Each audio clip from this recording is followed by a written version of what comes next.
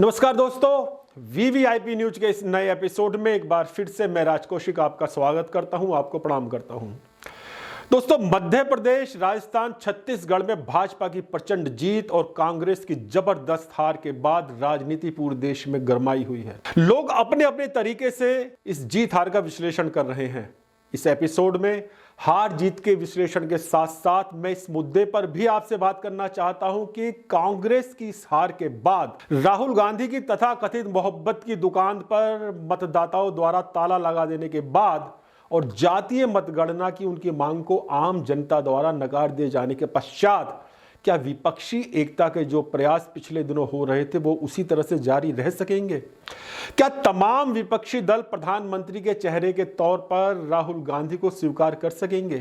क्या तेलंगाना में कांग्रेस द्वारा क्षेत्रीय दल को हराकर अपनी सरकार बना लेने के बाद अन्य प्रदेशों के क्षेत्रीय दल कांग्रेस के साथ आ सकेंगे? दोस्तों, क्षेत्रीय दलों की बात इसलिए भी ज्यादा महत्वपूर्ण हो जाती है क्योंकि उत्तर प्रदेश के प्रमुख विपक्षी दल समाजवादी पार्टी की तरफ से पहले ही राहुल गांधी के नेतृत्व को चुनौती दी जा रही है और मध्य प्रदेश में समाजवादी पार्टी को साथ न लेने के कारण कांग्रेस और सपा के बीच तनाव बना हुआ है।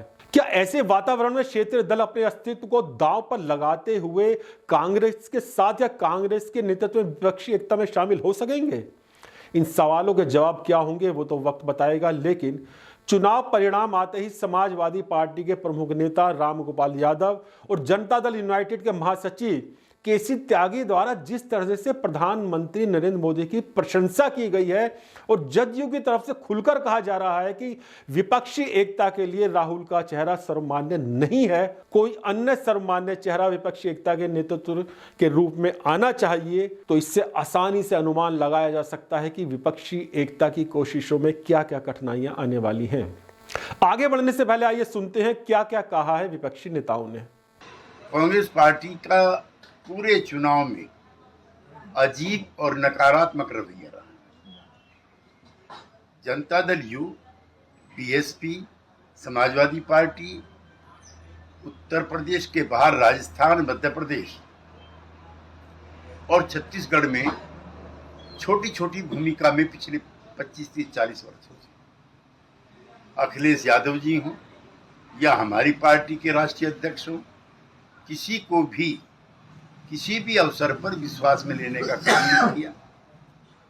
मध्य प्रदेश समाजवादियों का गढ़ रहा है, छत्तीसगढ़ रहा है, राजस्थान रहा है। किसी भी समाजवादी नेता को चुनाव प्रचार में आमंत्रित भी करने का काम नहीं किया। जीत का सारे श्रेय लेने का जो मन होता है वो भी कई विकार पैदा करता है। नीतीश कुमार जी आज सामाजिक न्याय के और अति पिछड़ा वर्ग के सबसे आकर्षक नेता के रूप में उभरे हैं। उनका इस्तेमाल भी कांग्रेस पार्टी बगैर सीट दिए कर सकती थी। शरद पवार जी का, ममता बनर्जी का, लालू यादव जी का, अखिलेश यादव जी का हमारे पास नेताओं की लंबी फहरिस्त थी, लेकिन हमें अफसोस है कि जो मीटिंग अब खड़गे जी 6 तारीख को बुला रहे हैं, काश वो अब से 1 महीने पहले बुलाई होती तो शायद लड़ाई और भी रोचक। दोस्तों, कांग्रेस की कठिनाइयां इसलिए और भी गहरी हो सकती हैं क्योंकि किसी समय विपक्षी एकता की शुरुआत करने वाले नीतीश कुमार पहले से ही संयोजक पद को लेकर कांग्रेस से उदास नजर आ रहे हैं। कांग्रेस के प्रति उदासीनता केवल विपक्षी दलों में ही नहीं है बल्कि कांग्रेस के भी कुछ लोगों में यह दिखाई दे रही है। उनमें प्रमुख नाम आचार्य प्रमोद कृष्णम का है। राहुल गांधी और कांग्रेस के अन्य नेताओं द्वारा जिस तरह से अक्सर सनातन विरोधी बातें कह दी जाती हैं या हिंदुत्व का विरोध किया जाता है, उसे लेकर आचार्य प्रमोद कृष्णम अपनी प्रतिक्रिया अक्सर देते रहते हैं। कांग्रेस की मुश्किल यह है कि न सिर्फ राहुल गांधी बल्कि गाहे बगाहे उनका कोई भी नेता ऐसी बात कह देता है जो कांग्रेस के खिलाफ जाती है और बीजेपी के नेता उसका फायदा उठा लेते हैं। विधानसभा चुनाव के नतीजे आने के बाद तेलंगाना की जीत को लेकर कांग्रेस नेता कीर्ति चिदम्बरम ने 2 शब्दों का ऐसा ट्वीट किया है जिसे लेकर कांग्रेस के ही कुछ नेता नाराज हैं। उत्तर भारत के 3 राज्यों से सफाया हो जाने और दक्षिण के राज्य तेलंगाना में सफलता मिलने के बाद कीर्ति ने एक ट्वीट किया, द साउथ। हम जानते हैं कि इससे पहले दक्षिण भारत के राज्य कर्नाटक में भी कांग्रेस विधानसभा चुनाव में सफल रही थी। इतना ही नहीं, कांग्रेस के नेता प्रवीण चक्रवर्ती की तरफ से हैदराबाद में बाकायदा पोस्टर चिपका दिए गए हैं जिन पर उत्तर बनाम दक्षिण की बात लिखी गई है। इसका विरोध कई विपक्षी दलों के नेताओं द्वारा खुलकर किया जा रहा है। वहीं कांग्रेस के ही प्रवक्ता तहसील पूनावाला ने कीर्ति चिदंबरम के ट्वीट द साउथ का खुलकर विरोध किया है। उन्होंने जवाबी ट्वीट में लिखा कि उत्तर दक्षिण विभाजन का उल्टा असर होगा, इसमें शामिल ना हो और इस महान देश की पहली राष्ट्रवादी और सबसे पुरानी पार्टी की विरासत को छोटा ना बनाएं। जैसे लोगों को सनातन धर्म का दुरुपयोग पसंद नहीं आया, उसी तरह लोग उत्तर और दक्षिण का विभाजन भी बर्दाश्त नहीं करेंगे। कांग्रेस नेताओं के उल्टे सीधे बयानों की बात करते हुए आपको याद दिला दूं, इन विधानसभा चुनावों के दौरान कांग्रेस अध्यक्ष खड़गे ने प्रधानमंत्री नरेंद्र मोदी के पिता तक पर भी टिप्पणी की थी। ये मोदी झूठ है, हम बोले तो आप चंद लोग उनके गुस्से में आते हैं, प्राइम मिनिस्टर को ऐसा बोले। अरे प्राइम मिनिस्टर का एक तरफ, प्राइम मिनिस्टर का बाप यहां बैठा, उन्हें भी झूठ, उन्होंने भी बोला मैं ये करता हूं वो करता हूं, लेकिन उन्होंने भी आज जो वायदे किए थे वो वायदे निभाने के लिए उनके पास पैसा नहीं, खजाना खाली है। इसका क्या फायदा कांग्रेस ने सोचा, ये तो वही जाने। लेकिन नरेंद्र मोदी ने चुनावी सभा में इस बात का जिक्र करते हुए कहा था कि कांग्रेस उनके पिताजी को भी नहीं छोड़ रही, जिनका देहांत हुए 40 साल हो चुके हैं। कल तो कांग्रेस के अध्यक्ष महोदय मेरे पिताजी पर भी टूट पड़े। बताइए, उनका स्वर्गवास हुए 40 साल हो गए, उनको गाली दे रहे हैं। क्या हो गया है कांग्रेस को? उनके राष्ट्रीय अध्यक्ष मोदी के पिताजी को गाली दे। खड़गे जी, आप तो ऐसे नहीं थे।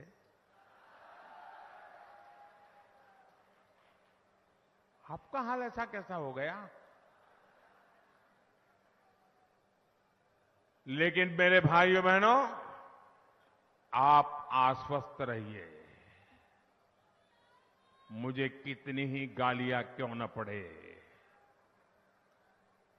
मेरे लिए कितना ही बुरा क्यों न सोचा जाए, लेकिन मैंने आपको गारंटी दी है, मैं भ्रष्टाचार के खिलाफ लड़ता रहूंगा। आप आश्वस्त रहिए, हर भ्रष्टाचारी का हिसाब होगा। और ये मोदी है, हिसाब कच्चा नहीं करता है, पक्का करता है। दोस्तों, आपको यह भी याद दिला दूं कि राजस्थान के मुख्यमंत्री अशोक गहलोत ने अक्सर अपने पार्टी के वरिष्ठ नेता सचिन पायलट को गद्दार तक कहा। उधर मध्य प्रदेश में कांग्रेस के वरिष्ठ नेता पूर्व मुख्यमंत्री दिग्विजय सिंह ने ज्योतिरादित्य सिंधिया को भी गद्दार कहा। हाथ कंगन को आरसी किया, कल पता पड़ जाएगा कि शिवराज सिंह चौहान कहां खड़े हुए हैं। सर, कितनी सीटें आप लोग जीतने? 130 प्लस, उससे नीचे नहीं जाएंगे। मुख्यमंत्री पद के चेहरे पे भी सर सवाल उठ रहे हैं। कोई सवाल नहीं है। एक्स्ट्रा सिक्योरिटी फोर्सेस आप लोगों ने मांगी है, क्या कुछ आपको आशंका है कि अब हॉर्स ट्रेडिंग होगी, विधायकों को खरीदा फरोख्त है दोबारा? भाजपा तो व्यवसाय करती है, राजनीति थोड़ी करती है। सर, खासतौर से माना जा रहा है कि खरीद फरोख्त को लेकर सेंधमारी बीजेपी कर सकती है, इसको लेकर कांग्रेस की तैयारी कुछ? हमारी पूरी तैयारी है। सर, अब हमारे पास कोई सिंधिया नहीं बचा, इसलिए कोई गद्दार नहीं है। दिग्विजय सिंह के इस बयान के बाद सिंधिया के प्रशंसक कांग्रेस के खिलाफ एकजुट हुए और ग्वालियर चंबल संभाग वाले ज्योतिरादित्य सिंधिया के प्रभाव के क्षेत्र में 2018 के मुकाबले भाजपा ने दुगनी सीटें इस बार जीती हैं। 3 राज्यों में भाजपा की जबरदस्त जीत ने एक बार फिर साबित कर दिया है कि जिस तरह की चुनावी रणनीति भाजपा नेतृत्व बनाता है, कांग्रेस या अन्य विपक्षी दल उसके आसपास भी दिखाई नहीं देते। भाजपा ने राजस्थान में जहां कई सांसदों को उतारने का क्रांतिकारी निर्णय लिया, वहीं अक्सर भाजपा को आंखें दिखा देने वाली वसुंधरा राजे सिंधिया को भी इस तरह से किनारे किया कि वो किसी को बुरा नहीं लगा। एक तरफ जहां हिंदूवादी चेहरे स्वामी बालकनाथ के नाम की धूम मची हुई है, वहीं जीत के बाद वसुंधरा राजे सिंधिया मंदिर मंदिर जाकर माथा टेक रही हैं और अपने बयानों में नरेंद्र मोदी और अमित शाह की बराबर प्रशंसा भी कर रही हैं। कुल मिलाकर भाजपा नेतृत्व ने वसुंधरा राजे सिंधिया को उस स्थान पर लाकर खड़ा कर दिया है कि अगर उनको मुख्यमंत्री नहीं बनाया जाता तो वो ज्यादा विरोध करने की स्थिति में नहीं है, और अगर विरोध करेंगे भी तो उसका बहुत ज्यादा असर होता दिखाई नहीं देगा। भाजपा नेतृत्व ने यही रणनीति मध्य प्रदेश और छत्तीसगढ़ में भी अपनाई। मध्य प्रदेश में मुख्यमंत्री शिवराज सिंह चौहान बराबर सक्रिय तो रहे, लेकिन भाजपा ने एक बार भी उन्हें मुख्यमंत्री के तौर पर पेश नहीं किया। वहां तो मोदी के मन में मध्य प्रदेश और मध्य प्रदेश के मन में मोदी जैसे नारों के साथ भाजपा चुनाव मैदान में उतरी और इसका भरपूर लाभ देखने को मिला। हाँ, इतना जरूर है कि लाडली बहन योजना के जरिए शिवराज सिंह चौहान ने महिला मतदाताओं के बीच अपना जनाधार बढ़ाया। लाडली बहना को चुनाव में जीतने के बाद लखपति बहना बनाऊंगा जैसी बातें उन्होंने चुनावी जनसभाओं में बोली, और लाडली बहना योजना के अंतर्गत मिलने वाली 1200 रुपए की राशि को बढ़ाकर 3000 तक करने की घोषणा उन्होंने की।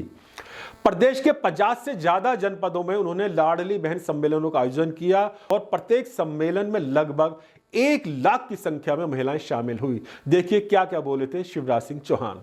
मेरी बहनों, ये लाडली बहना योजना पूरे प्रदेश में बहनें ध्यान से सुने, ये केवल योजना नहीं है, ये लाडली बहना आंदोलन है, आंदोलन। और यह आंदोलन है बहनों के दुख दूर करने का आंदोलन। यह आंदोलन है बहनों की जिंदगी खुशहाल बनाने का आंदोलन। यह आंदोलन है बहनों की आंखों में आंसू ना रहे, उसके चेहरे पर मुस्कुराहट आए। यह आंदोलन है मेरी बहनों, बहनों को हर खुशी देने का आंदोलन। यह आंदोलन है कि मेरी बहनें मजबूर नहीं रहेंगी, मेरी बहनें हाथ नहीं फैलाएंगी, मेरी बहनें एक एक पैसे के लिए तरसेंगी नहीं, मेरी बहनें मजबूत बनेंगी, अपनी सारी जरूरतें पूरी करेंगी, मेरी बहनें सारी जरूरतें पूरी करेंगी। दोस्तों, शिवराज सिंह को अपने सहज और सरल स्वभाव का लाभ भी चुनाव में मिला है। साहिबाबाद के विधायक सुनील शर्मा पार्टी की तरफ से मध्य प्रदेश के 4 विधानसभा क्षेत्रों में गए थे। सुनील शर्मा ने अनौपचारिक बातचीत में बताया कि शिवराज सिंह की सरलता देखकर वो दंग रह गए। चुनावी सभा में 400 से 500 तक की संख्या में लोग उनके साथ खड़े होकर सेल्फी लेते थे और मुख्यमंत्री या उनके सिक्योरिटी वाले किसी भी व्यक्ति को मना नहीं करते थे। शिवराज सिंह चौहान एक एक व्यक्ति के साथ मुस्कुराते हुए फोटो खिंचवाते थे। इसका लाभ भी उन्हें चुनाव में मिला। दोस्तों, मध्य प्रदेश में भाजपा दूसरी बार इतनी अधिक सीट लेकर जीती है। इससे पहले 2013 में 165 सीट जीतकर भाजपा सत्ता में आई थी। मध्य प्रदेश में समाजवादी पार्टी के साथ तालमेल के मामले में भी कांग्रेस को लेकर विपक्षी दलों में निराशा का भाव बना है। जम्मू कश्मीर के पूर्व मुख्यमंत्री उमर अब्दुल्ला ने कहा है कि कांग्रेस जमीनी हकीकत को नहीं समझती। नहीं तो क्या जाता अगर वो अखिलेश यादव को 5-7 सीटें दे देते, क्या तूफान होता? वैसे भी क्या जीता उन्होंने, फिर नहीं जीत पाए ना। अगर अखिलेश यादव को 5-7-10 सीटें दे देते, मुमकिन है कि थोड़ा और हमारा बचाव मध्य प्रदेश में हो जाता। नहीं किया, नतीजे आपके सामने हैं। अगर मध्य प्रदेश में अखिलेश यादव को 5 सीट दी जाती तो कांग्रेस का क्या नुकसान हो जाता? अगर कांग्रेस समाजवादी पार्टी के साथ तालमेल कर लेती तो धर्मनिरपेक्ष लोगों के बीच उसकी खुद की विश्वसनीयता बढ़ जाती। मित्रों, कांग्रेस की परेशानी यह है कि एक तरफ तो वो धर्मनिरपेक्ष लोगों के बीच अपनी विश्वसनीयता को कायम नहीं रख पाई और दूसरी तरफ भाजपा उसको सनातन विरोधी तो बताती ही रहती है। राजस्थान में कांग्रेस की तुष्टीकरण की नीति भी हार का एक प्रमुख कारण बनी है। अलवर मंदिर सहित मुख्यमंत्री अशोक गहलोत के कुछ निर्णय ऐसे रहे जिनको भाजपा ने कांग्रेस को हिंदू विरोधी साबित करने के लिए भुनाया। मतदान से ठीक पहले कांग्रेस की तुष्टीकरण की नीति पर प्रहार करते हुए पीएम नरेंद्र मोदी ने कन्हैया लाल की हत्या का जिस तरह से जिक्र किया, उसने रही सही कसर भी पूरी कर दी और मोदी और भाजपा कांग्रेस और अशोक गहलोत को हिंदू विरोधी साबित करने में सफल हो गए। कांग्रेस पर ऐन वक्त पर चोट करने के मामले में नरेंद्र मोदी राजस्थान में भी काफी मुखर रहे। उन्होंने न सिर्फ कन्हैया लाल की हत्या का मामला उठाया बल्कि चुनावी सभा में कांग्रेस के वरिष्ठतम गुर्जर नेता रहे सचिन पायलट के पिता स्वर्गीय राजेश पायलट का जिक्र करके गुर्जर मतदाताओं को भी अपनी तरफ आकर्षित करने का प्रयास किया। राजस्थान में अशोक गहलोत और सचिन पायलट का विवाद किसी से छुपा नहीं है। चाहे इस विवाद को खत्म करने की कितनी कोशिशें की गई हों, लेकिन अशोक गहलोत का व्यवहार सचिन पायलट के प्रति अच्छा नहीं रहा, इस बात से सभी परिचित हैं। नरेंद्र मोदी ने इसी का फायदा उठाते हुए चुनावी सभाओं में कहा कि कांग्रेस को परिवार से बाहर किसी नेता का कद बढ़ाना अच्छा नहीं लगता। इसी मानसिकता के चलते राजेश पायलट के साथ अन्याय किया गया और अब उनके बेटे सचिन पायलट के साथ भी इंसाफ नहीं किया जा रहा, उनकी बेइज्जती की जा रही है। दोस्तों, नरेंद्र मोदी की इस तरह की बातों का क्या असर हुआ, उसे एक उदाहरण से मैं आपको बताना चाहता हूं। सवाई माधोपुर विधानसभा क्षेत्र में कांग्रेस के मौजूदा विधायक दानिश अबरार के खिलाफ भाजपा ने अपने राज्यसभा सदस्य किरोड़ी लाल मीणा को उतारा था। अशोक गहलोत और सचिन पायलट के विवाद में कांग्रेस विधायक दानिश अबरार अशोक गहलोत के साथ रहे। सचिन पायलट की कुछ जानकारियां भी उन्होंने गहलोत को लीक की थी। इसे लेकर सवाई माधोपुरा के गुर्जर समुदाय के मतदाता उनसे नाराज थे। गुर्जर नेता राजेश पायलट और सचिन पायलट के साथ कांग्रेस में नाइंसाफी की नरेंद्र मोदी की बातों का क्षेत्र के गुर्जर समुदाय के लोगों पर खासा असर हुआ। वो भाजपा प्रत्याशी किरोड़ी लाल मीणा के साथ तो नहीं गए, लेकिन उन्होंने निर्दलीय आशा मीणा का खुलकर साथ दिया। गुर्जर समुदाय के साथ आने के कारण निर्दलीय आशा मीणा 36,251 वोट पाकर तीसरे स्थान पर आ गई, जबकि कांग्रेस के दानिश अबरार 58,577 वोट पाकर परास्त हो गए। भाजपा के किरोड़ी लाल मीणा को 81,087 वोट मिले। अगर गुर्जर समुदाय के लोग आशा मीणा की जगह कांग्रेस के दानिश अबरार के साथ चले गए होते तो निश्चित रूप से वो इस चुनाव को जीत गए होते। सचिन पायलट के साथ विवाद का एक और खराब असर कांग्रेस पर यह भी रहा कि इस विवाद में सचिन पायलट के खिलाफ जाकर गहलोत का साथ देने वाले कई मंत्रियों और विधायकों का टिकट गहलोत ये जानकर भी नहीं काट पाए कि वो चुनाव हार रहे हैं।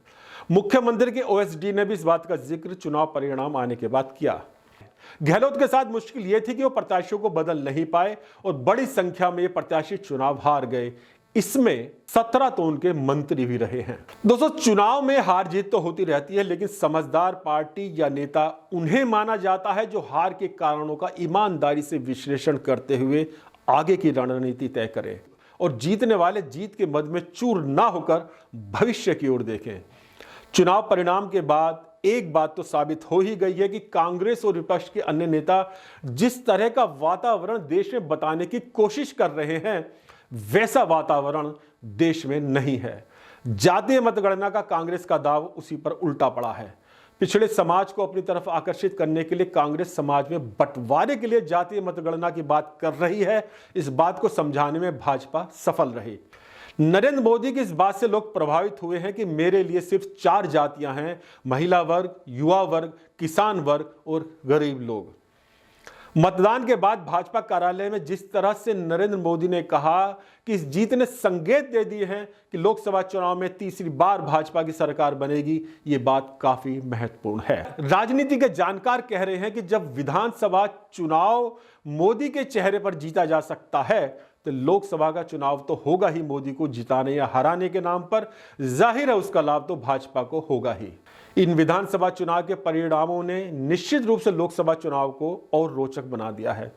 देखने वाली बात यह है कि भारतीय जनता पार्टी अति विश्वास में आकर चुनावी तैयारी में ढील तो नहीं बरतेगी। साथ ही देखने वाली बात यह भी है कि हार के कारणों पर कितनी ईमानदारी के साथ कांग्रेस विश्लेषण कर आगे की क्या रणनीति तय करती है। फिलहाल कांग्रेस के नेताओं की तरफ सभी की नजर लगी हुई है। विपक्षी एकता की बात करने वाले नेताओं ने कांग्रेस की तरफ और ज्यादा टकटकी लगा दी है। जैसे कि चर्चा शुरू कर दी गई है, क्या कांग्रेस राहुल गांधी के अलावा किसी और नेता को विपक्षी प्रधानमंत्री के दावेदार के तौर पर प्रस्तुत करने के लिए राजी हो जाती है? इस बात पर बहुत कुछ निर्भर करेगा।